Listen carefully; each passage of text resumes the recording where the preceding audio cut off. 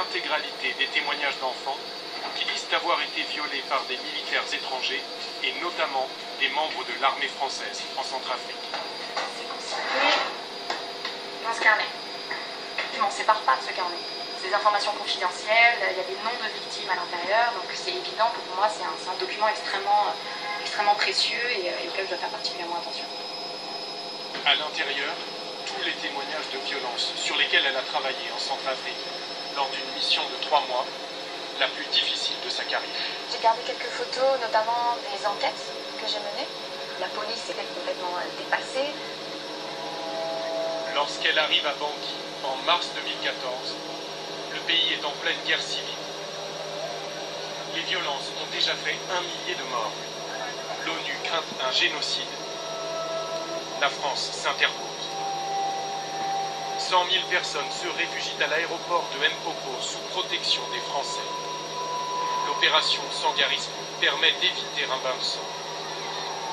Mais parmi ces soldats que la foule acclame, des militaires, aujourd'hui soupçonnés de viol sur enfants. C'est ce que Galiane découvre lors d'un de ses déplacements au camp de réfugiés. Au cours d'une de ces visites, j'ai une personne d'une ONG locale qui vient me voir et qui me dit écoutez, j'ai entendu des enfants parler entre eux. En fait, ils auraient subi des attouchements de la part de soldats qui sont supposés protéger en fait le camp de déplacement. Pendant les semaines qui suivent, elle consigne dans son carnet rouge les témoignages de 6 garçons de 8 à 13 ans. C'est parfois très poignant quand il vous raconte. J'ai le souvenir d'un enfant qui m'a expliqué comment le militaire l'a obligé à le toucher, à le masturber. Et il m'a dit ensuite il m'a fait pipi dans la bouche. Pour lui, il ne faisait pas la différence. Il n'a pas compris ce qui se passait. Donc c'est ce genre de témoignage, c'est ce genre de candeur qui fait qu'on se dit c'est un vrai témoignage. C'est pas un petit garçon de 8 ans qui est en train d'inventer une histoire. Il a vécu ça. C'est ce qu'on voit dans leurs yeux, c'est la voix qui tremble, c'est ceux qui n'arrivent pas à aller jusqu'au bout du récit. C'est ça qui fait qu'on se dit, bon, c'est vrai. Il n'y a pas une journée dans laquelle je ne pense pas aux victimes que j'ai rencontrées, en espérant voilà, qu'un jour, elles obtiendront réparation. Les faits auraient été commis entre décembre 2013 et avril 2014. 1 an et demi plus tard, où en est l'enquête? La justice française vient d'entendre les enfants et n'a toujours pas auditionné les militaires mis en cause. L'armée a-t-elle tenté de protéger les siens?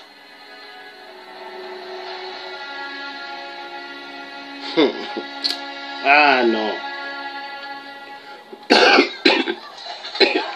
Lorsque nous atterrissons à Bangui, c'est au beau milieu du camp de déplacés de Mpoko. L'aéroport a presque disparu sous ces vagues de cabanes en tôle. À l'intérieur, 10 000 réfugiés, dont de très nombreux enfants, sur qui la guerre a laissé son empreinte. Cette ville dans la ville a ses marchés, ses petits trafics, mais aussi ses chefs de quartier, comme Freddy. Il ne reste plus rien aujourd'hui. Bon, pour l'instant, il n'y a plus rien. Donc... Il ne reste plus rien du principal checkpoint où les viols auraient eu lieu. C'était ici que ça s'est passé. Les soldats français étaient là et les enfants viennent souvent ici et discuter ensemble avec eux. On n'y croyait pas à ce qui s'est passé dernièrement. Donc on pensait que ces soldats étaient venus pour protéger ces gens-là. Pas de sentiment anti-français dans ce camp, où beaucoup, comme lui, doivent leur survie à l'intervention de la France. Ces enfants qui accusent l'armée, nous allons les retrouver à Bangui. En juin dernier, la capitale centrafricaine connaît une légère accalmie. Il y a ceux qui retournent au marché, à l'église, au travail, et ceux qui n'ont plus nulle part où aller. Fomac. Alors Fomac, qu'est-ce qui t'arrive? Tu as mangé? Ceux que l'abbé Ange aide à se relever au sein de son orphelinat. Regarde, tu as mis ton t-shirt à l'envers. ces enfants sont des enfants non accompagnés, sont des enfants souvent séparés, des enfants qui échappent à toute tutelle parentale, et comme ça on les accueille et on en prend charge. Tous ont vécu la guerre, les violences des groupes armés. Mais l'un d'eux cache une blessure plus intime encore. Nous ne l'identifierons pas, nous ne l'interrogerons pas, il a 9 ans. C'est l'UNICEF qui l'a confié à l'abbé. Il fait partie des enfants entendus par Galiane Paléré. Son histoire, il a d'abord refusé de la raconter. L'enfant, au début, a dit que oui, c'est vrai qu'il y avait fellation, sodomisation, mais il n'était pas victime. Et que lui allait là-bas, et comme on l'aimait beaucoup parce qu'il est petit, la sangaré, ceux-là qui pratiquaient, lui donnaient de quoi manger, les biscuits, les bonbons, les boîtes, etc., etc. Alors je lui ai posé la question, je lui ai dit, moi, je suis prêtre de formation, je n'aime pas les mensonges. Il faudrait dire la vérité et rien que la vérité. Alors c'est à ce moment-là que l'enfant a commencé à dire que voilà, que lui aussi est victime, qu'en contrepartie, d'après les questions qu'on lui posait, il dit bon, quand on vous fait ça, qu'est-ce qu'on vous donne à la fin? L'enfant disait qu'on leur donnait en récompense une ration. Des rations militaires en échange d'actes sexuels. Ce témoignage n'est pas isolé. Cet adolescent de 15 ans, cité dans le rapport, se présente comme un témoin. Il se souvient particulièrement d'un des soldats. Il nous a dit qu'il venait de Guyane. Il disait souvent qu'il était comme un Américain noir parce qu'il était guyanais. Il nous envoyait souvent acheter du shit pour lui. Il fumait beaucoup. Un jour, une fille, une prostituée, nous a alertés. Elle nous a dit qu'un soldat était en train de se faire sucer par un enfant du camp. On y est allé avec le grand frère du petit, et quand on est arrivé, on les a trouvés comme ça. Dès qu'il nous a vus, il a baissé les yeux et a refermé sa braguette. Lors de nos rencontres avec les autres enfants, nous entendrons les mêmes mots, les mêmes récits. Il nous proposait des rations, et en échange, il voulait nous baiser par derrière ou par la bouche.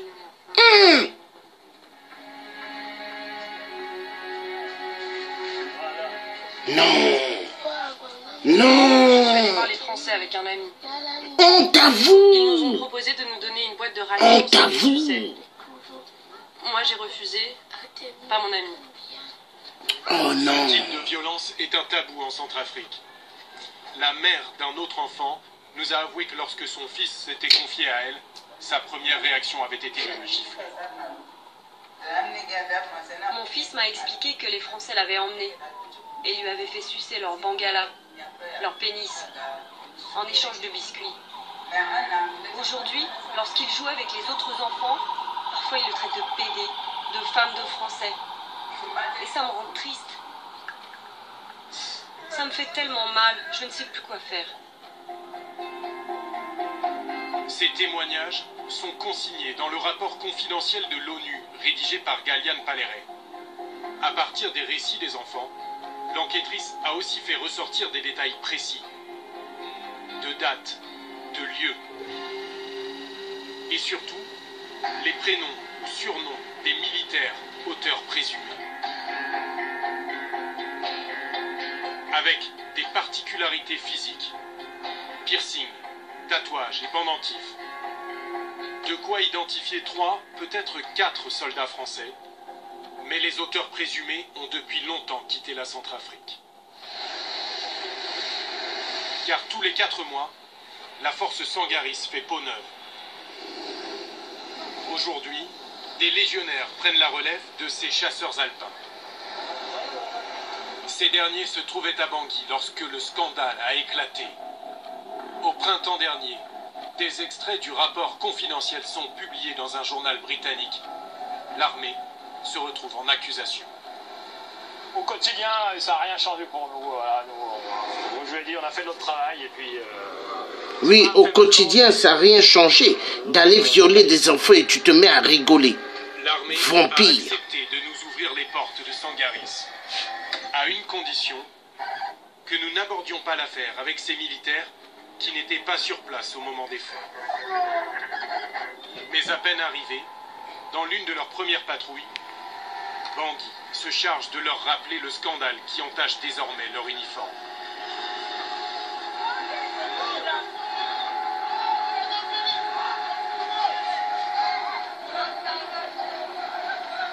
Les légionnaires essuient ces insultes sans dire un mot et continuent leur patrouille à pied dans les marchés de la capitale. Comme tout à chacun, on est forcément touché par ces déclarations, mais vous savez, c'est pas notre mission, c'est pas... Nous, notre mission, c'est d'assurer la sécurité, on répond pas aux provocations. Lorsqu'on s'éloigne du camp de Mpoko, l'accueil redevient chaleureux. On essaie de stabiliser la sécurité pour vous ici. C'est ça notre but. C'est vrai que votre présence nous met importante. Soyez le bienvenu et bonne chance. Oui. Allez, Lucas, bon travail. Merci, bonne journée. Des encouragements, quelques insultes, mais pas d'échange de coups de feu durant notre séjour. Un calme relatif règne alors à Bangui, en grande partie grâce aux militaires français. 3 des leurs l'ont même payé de leur vie. Sangaris faisait jusqu'alors figure d'opération exemplaire de maintien de la paix. C'est l'une des grosses opérations, c'est pas la plus importante, et puis surtout, c'est une opération qui est en train de réduire. Le colonel Lalubi en a pris le commandement plus de 6 mois après que les faits auraient été commis. La plupart d'entre nous ont ressenti le même effet, à la fois de stupeur, d'incrédulité, de tristesse, je vous l'ai dit, et évidemment se sentent blessés à l'idée que de tels faits puissent être vérifiés. Écoutez, rien n'est impensable. Nous sommes un échantillon de la société française. Donc je ne vois pas pourquoi des faits que l'on voit se produire dans la société française et dans tous ces milieux seraient impensables chez nous. Lorsque ces allégations avaient été connues, il y a déjà 1 an de cela, la justice avait été saisie, et quand la justice est saisie, ensuite, eh bien, elle fait son travail, et nous le nôtre. Le rapport de l'ONU est bouclé mi-juillet 2014. Il arrive sur le bureau d'Anders Kompass, haut fonctionnaire de l'organisation, qui le transmet aussitôt à la France. Dans ce document confidentiel, le représentant de la mission française à Genève reconnaît l'avoir reçu le 30 juillet 2014. Je vous remercie pour les informations que vous avez souhaité porter à la connaissance de mon gouvernement. Compte tenu de la gravité des faits allégués, il a été immédiatement décidé de saisir la justice. Dans la plus grande discrétion, l'armée lance une enquête de commandement classée secret défense et le parquet de Paris, une enquête préliminaire qui en restera à ce stade jusqu'à ce que l'affaire éclate dans la presse. Soit près d'1 an sans ouvrir d'informations judiciaires, sans nommer de juge d'instruction et sans entendre les victimes présumées. Pour enquêter sur des militaires, en France, le procureur s'appuie sur d'autres militaires. Des prévôts, c'est-à-dire des gendarmes comme le colonel Alary, officier de police judiciaire, détaché au sein de Sangaris. Ce jour-là, à Bangui, il accueille les nouveaux venus. Je suis le lieutenant-colonel Alary, je vous souhaite la bienvenue et ma mission consiste au cours de cette sensibilisation de vous mettre en garde sur les dangers et les risques que vous pourriez rencontrer au cours de votre séjour. On est à votre disposition 7 jours sur 7, 24 heures sur 24. Lorsque vous avez un souci d'ordre juridique, on vous aide à le traiter. Sachant d'emblée, il se pose en défenseur des militaires. Et notre mission principale, c'est de protéger la force et de donner au commandant, au général commandant de la force Sangaris, la liberté d'action qu'il a besoin. Voilà. Et n'hésitez pas à passer nous voir, si vous voulez ramener des souvenirs. On vous rappellera la réglementation en matière de phytosanitaire et la réglementation douanière. 15 minutes de briefing, essentiellement sur les risques de vol et d'accident de la route. Et pas un mot sur l'affaire. Pas de rappel particulier concernant les affaires de mœurs? Non, ça me semblait pas utile. Voilà. Sinon, après, je vais détailler tout le code pénal. Voilà, nos nos camarades des mandats précédents sont présumés innocents. Voilà, ils lisent tous la presse et voilà, ça me semblait pas nécessaire de les culpabiliser voilà, pour des choses dont on ne sait pas si elles ont eu vraiment lieu. 2 fois par semaine, les prévôts quittent leur base et traversent Bangui pour se rendre chez leurs homologues centrafricains.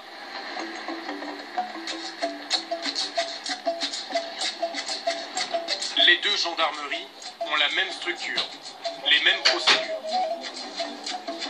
Les officiers centrafricains ont été formés en France.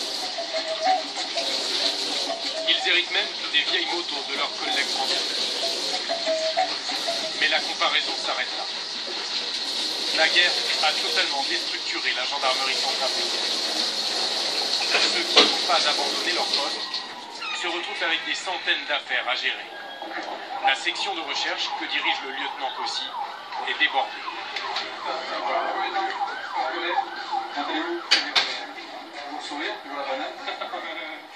S'il y avait des choses à savoir. Officiellement, gendarmes français et centrafricains travaillent main dans la main. C'est le cas sur l'affaire qui préoccupe aujourd'hui le colonel Alary. On avait envisagé là, de faire une opération conjointe à la sortie du camp, là, vous savez, là, pour le trafic des rations de combat. Le général trouve que ça fait mauvais effet. Ces rations, nous l'avons constaté, on les trouve facilement sur les marchés de Bangui. 3 € la boîte. Elles sont pourtant propriété de l'armée française. Leur revente est interdite. À l'intérieur, 2 repas complets, de la soupe, des biscuits et du thé. De quoi nourrir toute une famille en Centrafrique. Ce sont ces mêmes rations qui auraient servi de monnaie d'échange pour obtenir des faveurs sexuelles des enfants. Pour faire le ménage sur les marchés, les prévôts comptent sur le lieutenant Kossi, mais pas un mot concernant l'autre enquête, celle sur les viols présumés commis par les Français. Et comment vous travaillez sur ce dossier? Vous avez suffisamment d'éléments aujourd'hui? Bon, ça c'est le secret de l'enquête, hein. Des éléments, des indices, on va tout relever, on met les enquêtes et tout va être présenté au procureur de la République. Il n'en dira pas plus devant ses homologues français. Les prévôts ont enquêté sans jamais alerter les Centrafricains. Ont-ils cherché à mener leur enquête dans la plus grande discrétion? Impossible de le savoir. Le lieutenant Kossi, en tout cas, a eu vent de l'affaire 11 mois plus tard, en écoutant la radio. Vous avez vu les checkpoints là? Les checkpoints, c'est là où se trouvaient les militaires français en faction. Et derrière, vous allez voir, derrière là-bas, c'est le site des déplacés. Donc cette proximité a fait que, bon... Et vous êtes revenu ici pour enquêter? Oui, on est revenu ici, on a pris des contacts ici, on a eu quelques témoignages ici, on a posé quelques actes d'enquête ici. Ça a été compliqué? Bon, compliqué dans la mesure où les faits sont déroulés, ça a mis du temps, quoi. Nous, on a eu connaissance des faits presque une année après. Et les présumés auteurs sont pas sur place à Bangui. Autre chose, les victimes également, il y en a pas mal qui ont quitté le site des déplacés et qui s'y trouvent plus. Donc, ce qui fait la complexité de cette enquête. Des suspects désormais hors d'atteinte et près d'1 an de retard pour les enquêteurs centrafricains. Les Français, eux, ont bouclé leur enquête préliminaire sans interroger les enfants. Mais l'affaire ne se limite pas aux 6 garçons cités dans le rapport de l'ONU. En tout, 11 enfants se disent victimes d'abus sexuels de la part de militaires. Tous ont été confiés à des ONG ou des familles d'accueil. Parmi eux, 3 fillettes. Nous avons retrouvé l'une d'elles. Il y avait des blancs qui prenaient des enfants. Quels blancs? Des Français. il les baisait et les forçait à sucer. Comment tu le sais? Parce qu'ils me l'ont fait à moi aussi. Ils disaient qu'ils nous donneraient des biscuits. Et ils t'en ont donné des biscuits?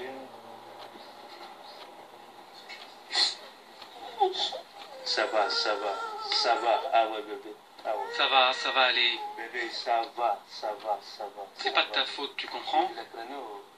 Oh. Ah, faut que tu m'appelles. Tu sais que c'est pas de ta faute, hein? Ah, faut que tu m'appelles. Bébé. Voilà, comme il va, tu m'appelles.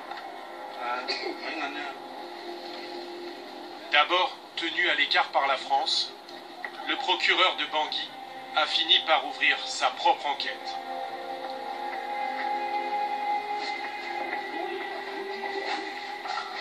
Au vu des accords de coopération qui nous lient, la courtoisie aurait voulu que nous puissions être informés. Nous puissions être informés de cette enquête qui a été menée en sourdine par la prévôté française.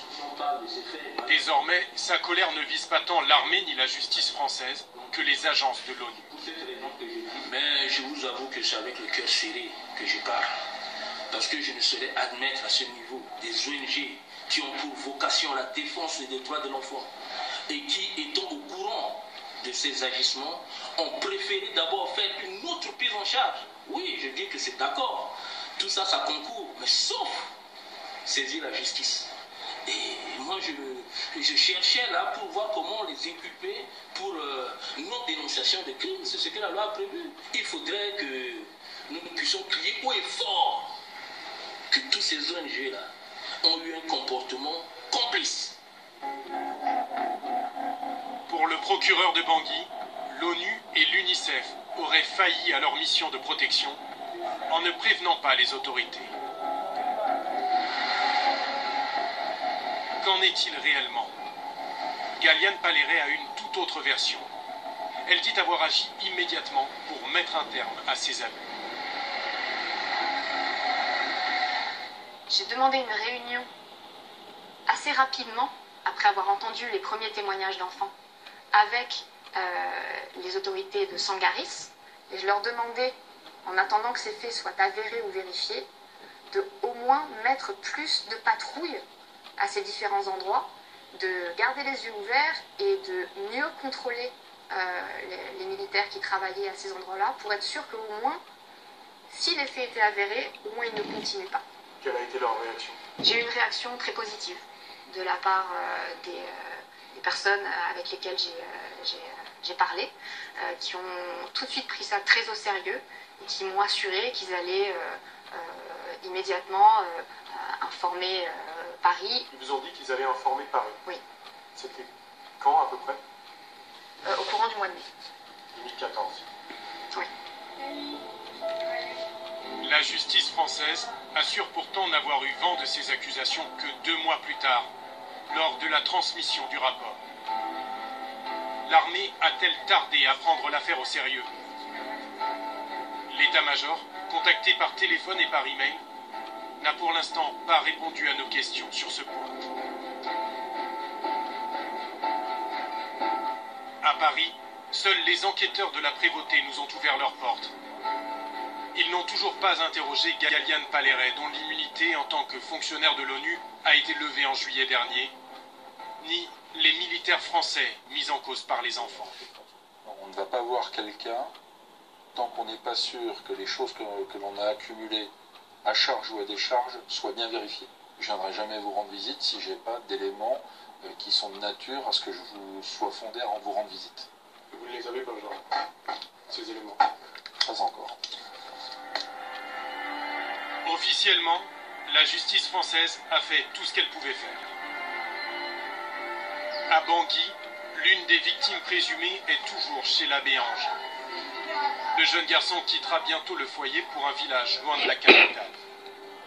Aujourd'hui, l'enfant a un abri, il a un dortoir, il a un lit, il est protégé, il mange, on s'occupe de sa santé. Je crois que l'essentiel serait là.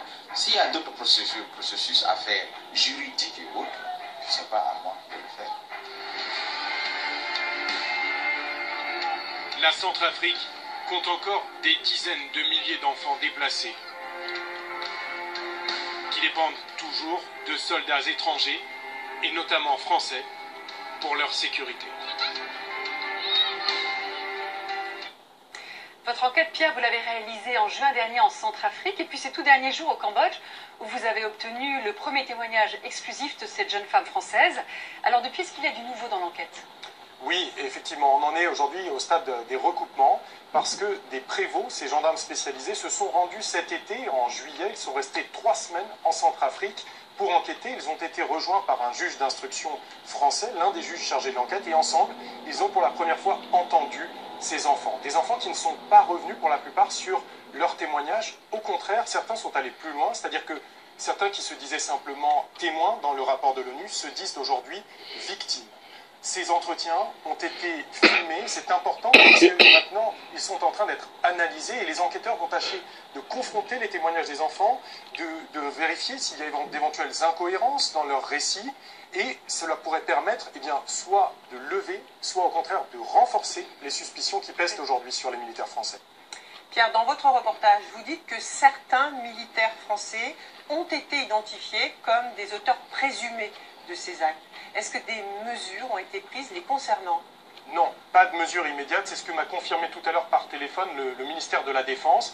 Pourquoi? Eh bien parce que les militaires sont des citoyens et des justiciables comme les autres. Il n'y a plus de justice d'exception pour l'armée et ils bénéficient eux aussi, bien sûr, de la présomption d'innocence. Ceci étant, ils vont prochainement être entendus par la justice française et cela pourrait être soit sous le statut de témoin, soit sous celui de gardé à vue. Cela dépendra bien sûr des éléments que les juges auront assemblés d'ici là. Et puis il y a cette jeune Française qui pourrait être aussi entendue. Oui, effectivement, Galiane Paléret a reçu d'ailleurs un email, une convocation de la justice lorsque j'étais au Cambodge avec elle. Elle va être entendue par la justice qui s'intéressera particulièrement à ces déclarations dont elle nous a fait part en exclusivité dans ce reportage. C'est-à-dire qu'elle dit avoir alerté les membres de Sangaris, l'armée française, sur place en Centrafrique dès mai 2014. Et si c'est le cas, alors pourquoi la justice n'a-t-elle été saisie que 2 mois plus tard? Alors que dit le ministère de la Défense à ce propos? Le ministère de la Défense, que j'ai contacté tout à l'heure, est ferme et catégorique. Cette information, cette réunion, si elle a eu lieu, il ne démente pas qu'elle peut avoir lieu, mais cette information n'est pas remontée jusqu'à ce niveau. Et donc s'il y a eu défaillance dans la transmission d'une information de ce type, c'est plus bas qu'il faut rechercher. Merci beaucoup Pierre. Voilà. Donc, nous avons bien suivi le dossier sur la Centrafrique. Les viols d'enfants. Les viols d'enfants bien aimés en Centrafrique. Bien aimés en Centrafrique. L'armée française se croit tout permis de violenter sexuellement les enfants africains. Parce que, selon la conférence de Berlin, 1884-1885, ils se sont partagés l'Afrique comme un gâteau tarte. Et ils se disent que les enfants africains sont des gâteaux tartes, comme ils ont partagé l'Afrique. Donc, ils peuvent violenter sexuellement les enfants et il n'y aura pas de problème. Il y a problème. Parce que moi, quand j'ai fait l'armée française, en Allemagne, on nous a jamais appris à violenter les enfants. On ne nous a jamais appris à être des barbares. On était carrés. Mais pourquoi ces enfoirés de merde vont en Centrafrique, soi-disant, pour être des arbitres de paix, soi-disant, la Séléka, la Balaka, Michel Djoudjodia et Bozizé pour le pouvoir. Michel Djoudjodia a pris le pouvoir par la force. Mais avant qu'il prenne le pouvoir, Bozizé était là. Mais il y a eu des conflits. Mais est-ce que l'armée française était là pour pouvoir mettre le calme en Centrafrique. Non. Non. Violence sexuelle sur des enfants. Chapeau la France. Après, on nous dit que la France, liberté, égalité, fraternité.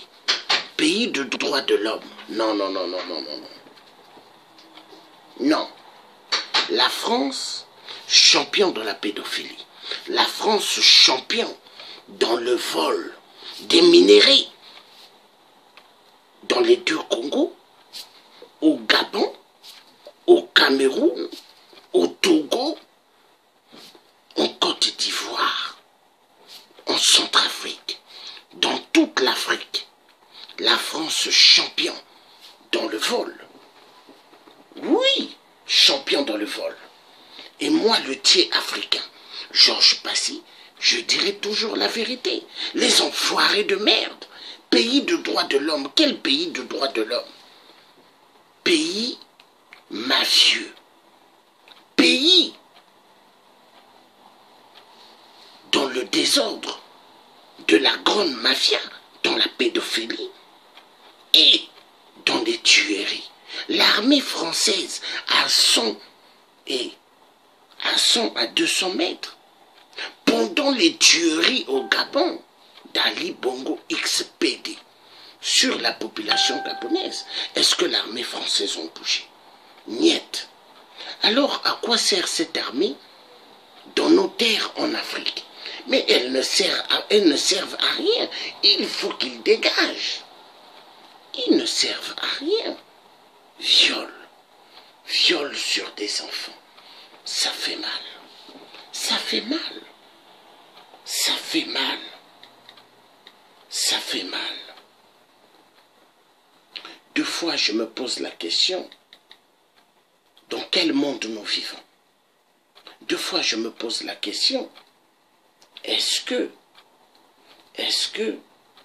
le monde où ce que nous vivons est un monde de justice ou un monde des enfoirés de merde? Hein? Non, la France. Oui.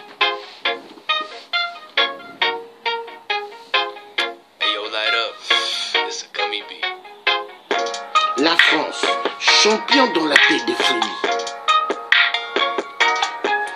Ils envoient l'armée française, soi-disant, pour établir la paix. Mais ils prennent leur sexe et mettent dans les bouches des enfants. C'est une honte, l'armée française. Tous des pédophiles. Il y en a marre. En RDC, les casques bleus de l'ONU, soi-disant, ils viennent pour mettre la paix, mais tous des pédophiles, des violeurs, honte à vous. Les casques bleus, l'armée française, tous des enfoirés de merde. Alors, la conférence de Berlin 1884-1885 donne la possibilité aux enfoirés de merde de violenter sexuellement les enfants. Et ils ne seront pas poursuivis. La musique, elle est intéressante, car ils ne sont pas été accusés et suivis parce que est-ce que ceux qui ont fait l'esclavage et ont pris des esclaves, l'esclavagisme, est-ce qu'ils étaient poursuivis?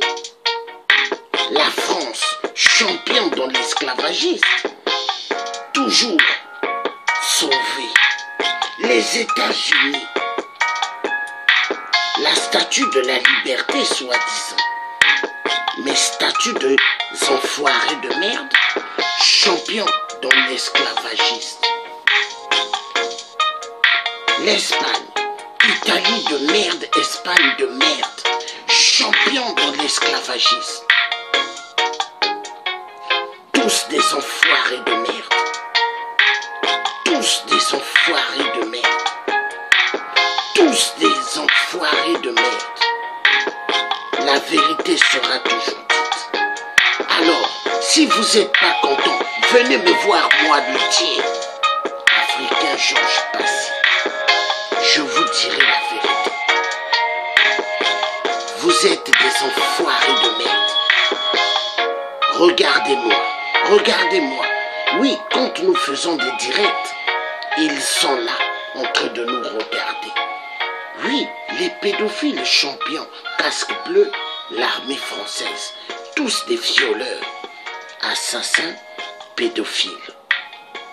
Les enfoirés de merde.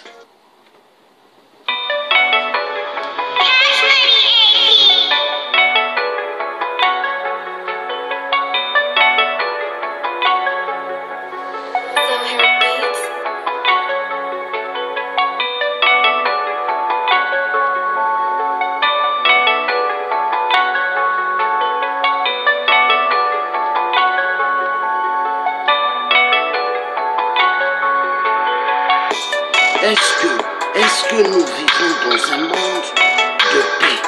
Non. Le monde est un monde de violence et de turbulence. On viole dans les deux Congos, on viole en Centrafrique, on viole des enfants au Gabon et on tue. Au Cameroun, la même musique. Le Tchad, toute l'Afrique en viole. Silence total de la fameuse communauté internationale, champion dans l'esclavagisme, yeah, champion dans les pillages des minéraux. Tous des voleurs, tous des pédophiles, tous des assassins, tous des criminels. La vérité sera toujours dite. Oui. Alors, le charisme que j'ai de toujours parler. Dieu a mis un charisme efficace en moi. Est-ce que j'ai peur de vous? Non, les enfoirés de merde. Tous des voleurs. Champions dans le vol, champions dans la pédophilie. La France. Les Nations Unies, champions dans les viols. Ils adorent violer les enfants. Ils adorent prendre leurs pieds, car ça leur fait immensement plaisir. Tous doivent être condamnés. Tous devront avoir des sexes coupés. Les violeurs des enfants. Les Nations Unies, leurs casques bleus soi-disant, mais casques démoniaques, ont contaminé pas mal d'enfants en RDC du sida.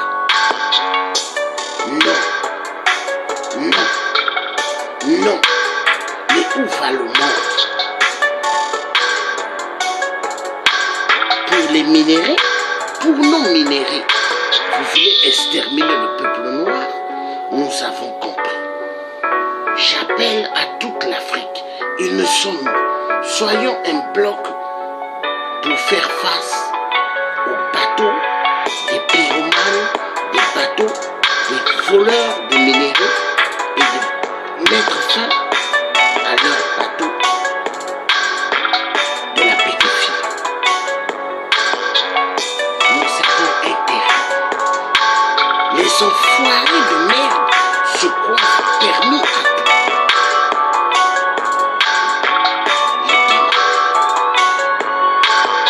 Tous des criminels. Tous des criminels.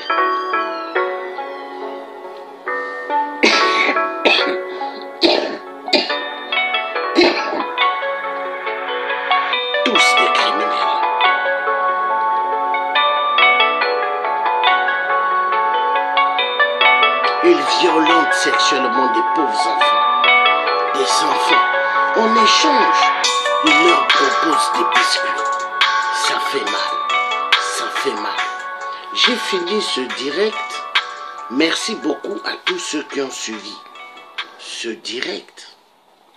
Ce direct, les casques bleus violent nos enfants en RDC Congo ainsi que dans toute notre Afrique. Je vous remercie d'avoir eu à suivre ce direct. J'en ferai d'autres directs tout à l'heure, dans l'après-midi et dans la soirée un dernier. Oui, moi je ne vais pas arrêter. Tant que Dieu me donne la force de pouvoir parler sur ce qui se déroule dans nos terres en Afrique, je vais continuer. Parce qu'en Afrique, des enfants que des dictateurs prennent de force, mettent dans des milices, des enfants de 11 ans, 12 ans, 13 ans, 14 ans, ils les violentent sexuellement. Oui, ils adorent. Ils adorent. Hein? Oui. Toucher les fesses des enfants. Oui. Introduire leurs monstres derrière les anus des enfants. Mais c'est quand même incroyable. Ils le font. Ils le font. Mais c'est des reptiliens. Sassou l'a fait. Hein? Kiki Kaka Pipingeso l'a fait à des jeunes dans la milice de 8%. Oui, ils le font. Nous avons affaire à des monstres et il faut combattre tout cela. Le Gabon, toute l'Afrique sera libérée un jour au nom de Dieu qui a créé le ciel et la terre, au nom de tous nos ancêtres, dont tout, l'Afrique sera libérée un jour. À bon entendeur, salut, bye bye.